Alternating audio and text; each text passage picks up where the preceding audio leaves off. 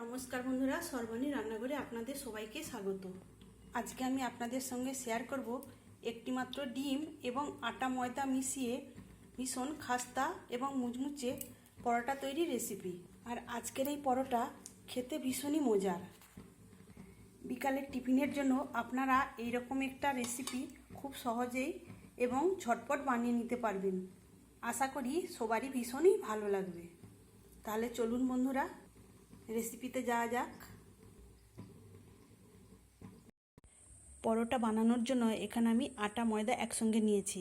এখন আমি এই আটা ময়দার সঙ্গে দিয়ে দিচ্ছি পরিমাণ মতো লবণ, আর দিয়ে দিচ্ছি গুঁড়ো চিনি, এই 4 চামচের 1 চামচের একটু কম।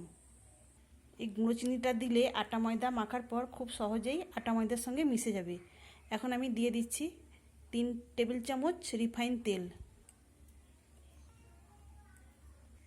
এখন আমি সব কিছু শুকনো অবস্থায় খুব সুন্দর করে মিশিয়ে নেব। তবে বন্ধুরা, আমি এখানে আটা ময়দা একসঙ্গে দিয়ে পরোটা বানাবো। আপনারা চাইলে শুধুমাত্র আটা কিংবা ময়দা দিয়েও এই পরোটা বানাতে পারেন। খুব ভালোভাবে এইভাবে আটা ময়দার সঙ্গে রিফাইন তেলটা ভালো করে মিশিয়ে নিতে হবে। যখন দেখা যাবে এই মিশ্রণটা হাতের মুঠোর মধ্যে দোলা পাকিয়ে যাচ্ছে, তখনই বুঝতে হবে যে ঠিকঠাকভাবে আমার এই আটা ময়দার মিশ্রণটা রেডি হয়েছে।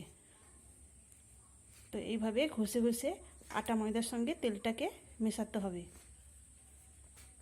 তো বন্ধুরা, একটু সময় নিয়েই এটা মেশাতে হবে। এইভাবে যত সুন্দরভাবে মেশানো যাবে পরোটাগুলো তত বেশি খাস্তা হবে আর খেতেও ভীষণ ভালো লাগবে। তো এখন দেখুন বন্ধুরা, এই মিশ্রণটা মুঠোর মধ্যে কত সুন্দরভাবে দোলা পাকিয়ে গেছে। আবার এইভাবে একটু ভেঙে দেওয়া যাচ্ছে।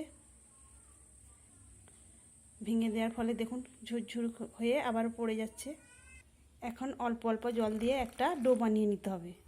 একসঙ্গে বেশি জল দেওয়া যাবে না, তাহলে কিন্তু এই ডোটা নরম হয়ে যেতে পারে। তাই অল্প অল্প জল দিয়ে ডোটা মাখতে হবে।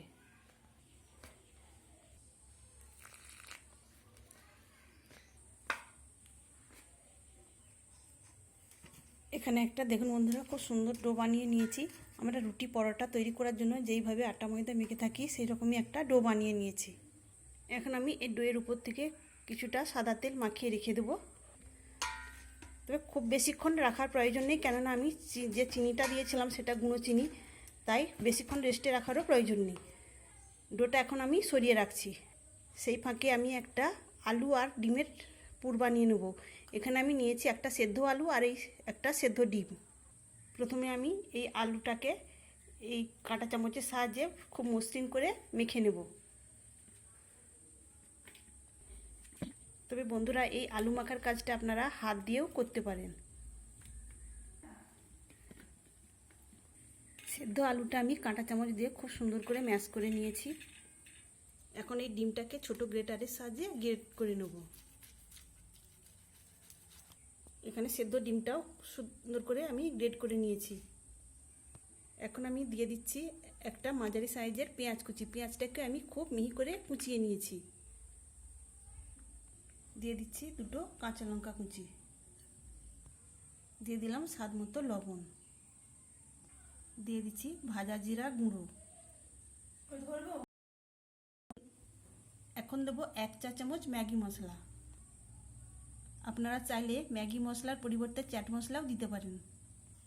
এই ম্যাগি মশলা বা চাট মশলাটা দিলে এই পুরটা খেতে ভীষণ মুখরোচক হবে। এখন দেবো 1/2 চা চামচ লেবুর রস। সবশেষে দিয়ে দিচ্ছি পরিমাণ মতো সরিষার তেল। এখন সব কিছু হাত দিয়ে ভালো করে মেখে নেব। তবে বন্ধুরা, আপনাদের হাতের কাছে যদি ধনেপাতা থাকে তাহলেও দিতে পারেন। আমার এই মুহূর্তে হাতের কাছে ধনেপাতা নেই, তা দিলাম না।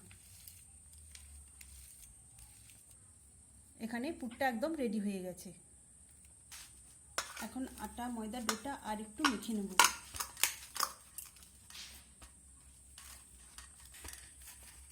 মেখে নেওয়ার পর এবার আমি ছোট ছোট লেচি কেটে নেব। তো দেখুন বন্ধুরা, আমি খুব বড় করে লেচি কাটিনি, একটু ছোট সাইজেরই লেচি কেটেছি। এইভাবে আমি সমস্ত লেচি কেটে নেব। এখানে সমস্ত লেচি কেটে নিয়েছি। এবার এই লেচিগুলোকে গোল করে নেব। সমস্ত লেচিগুলোই গোল করে নিয়েছি। এবার প্রত্যেকটা লেচিকে আমি রুটির মতো করে বেলে নেব। এখানে আমি আটা ময়দা ছড়িয়ে বেলবো না, সামান্য তেল নিয়েছি, এই তেল দিয়েই আমি রুটি মতো করে বেলে নেব। এখানে আমি খুব পাতলা করেই বেলে নিয়েছি। এখন আমি তৈরি করে রাখা পুরটা এই রুটির মাঝখানে দিয়ে দেব। যেহেতু রুটিটা ছোট তাই অল্প করেই দিতে হবে। পুরটা দেওয়ার পর এইভাবে আমি চৌকো শেপ করে চাড়িয়ে দেব। এখানে আমি পুরটা এইভাবে দিয়ে দিয়েছি। এবার দুই সাইড থেকে আমি এইভাবে ভাঁজ করে দেব।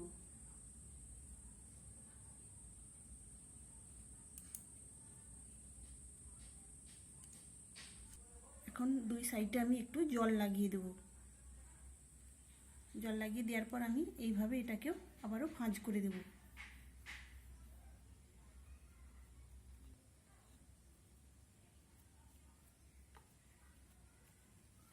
তো এইভাবে একটা আমি পুর ভরে নিলাম। আবার একটা আমি পাতলা করে রুটি বেলে নিয়েছি, পুর দিয়ে দিয়েছি। আবার আমি এইভাবে দুই সাইড থেকে ভাঁজ করে দেব।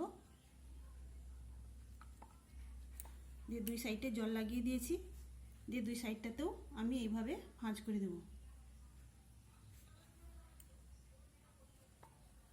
তো এইভাবে আমি আবারও একটা পুর ভরে নিলাম। তো একই রকমভাবে আমি সবগুলোই পুর ভরে নেব।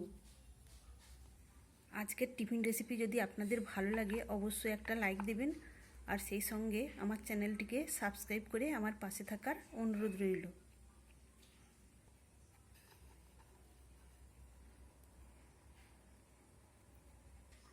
এখানে আমি সবগুলোই পুর ভরে নিয়েছি। আর দেখুন বন্ধুরা, একটা ডিম আর একটা আলু দিয়ে কতগুলো পুর ভরে নেওয়া হয়ে গেছে। তো এখন এগুলো আমি তেলে ভেজে নেব। পরোটাগুলো ভাজার জন্য এখানে আমি ফ্রাইং প্যানে রিফাইন তেল দিয়ে দিয়েছি, আর তেলটাকেও আমি গরম করে নেব। এখানে তেলটাও গরম হয়ে গেছে। এখন আমি এই পুর ভরা পরোটাগুলো দিয়ে দেবো। আর যে দিকটা ভাঁজ করা ছিল সেদিকটাতে আমি প্রথমে নিচের দিকে দেব। আপনারা চাইলে ডুবো তেলেও ভেজে নিতে পারেন। গরম তেলে আমি এই পরোটাগুলো দিয়ে দিয়েছি। এখন আমি আঁচটাকে একদম লো টু মিডিয়ামে রেখে বেশ কিছুক্ষণ এক পাশটা ভেজে নেব। তবে বন্ধুরা, এই পরোটাগুলো হাই ফ্লেমে ভাজলে হবে না, তাহলে কিন্তু এক পাশটা খুব তাড়াতাড়ি কালার চলে আসবে আর খুব ভালো খাস্তা হবে না। এক পাশটা মিনিট খানেক রেখে দেওয়ার পর আমি অপর পাশটা ভাজার জন্য উল্টে দিচ্ছি। এইভাবে আলু আর ডিমের পুর বানিয়ে পরোটা ভাজলে খেতে কিন্তু দুর্দান্ত লাগে। আর দেখতে দেখুন বন্ধুরা, দেখতে কতটা সুন্দর হয়েছে আর কতটা লোভনীয়। দুই পাশটায় আমি উল্টে পাল্টে ভেজে নিয়েছি। এখন আমি এই পরোটাগুলো তেল থেকে তুলে নেব। বন্ধুরা, বিকালে মুখরোচক কিছু খাওয়ার ইচ্ছা হলে আপনারা এইরকম একটি টিফিন খুব সহজেই বানিয়ে নিতে পারেন। বাকিগুলো একই রকমভাবে ভেজে নেব। যেসব বন্ধুরা আমার চ্যানেলে নতুন রয়েছেন তাদের কাছে আমার অনুরোধ রইল, আমার চ্যানেলটিকে সাবস্ক্রাইব করে আমার পাশে থাকবেন। এই পুর ভরা পরোটাগুলো চায়ের সঙ্গেও আপনারা পরিবেশন করতে পারেন। তাছাড়া এমনিও ভীষণ ভালো লাগবে। তাছাড়া টমেটো সসের সঙ্গে খেতেও কিন্তু ভীষণ মজা লাগবে। আজকের রেসিপি আপনাদের কেমন লাগলো অবশ্যই কমেন্ট করে জানাবেন। তাহলে আজকের মতো আসি। সবাই ভালো থাকবেন, সুস্থ থাকবেন। ধন্যবাদ।